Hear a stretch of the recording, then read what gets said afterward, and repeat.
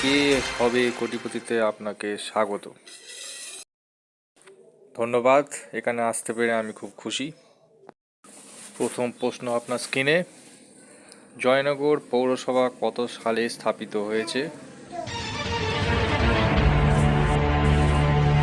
Option A 1 April 1869, 2 March 2000, 3 September 1985, 3 September 1985। মনে হয় 1 April 1869।